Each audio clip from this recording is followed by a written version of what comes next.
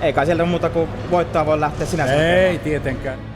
GT3-kappi eli Porsche pääluokka. Aivan uutena on tullut mukaan tämä Finnish Touring Cars Cup eli FTCC. No nyt meillä on kausi starttaamassa täällä Ahvenistolla. Ihan loistava, eli tämä tarkoittaa sitä, että meillä on tulossa ihan mieletön kesä, mieletön kausi. Kyllä niillä on hieno ajan.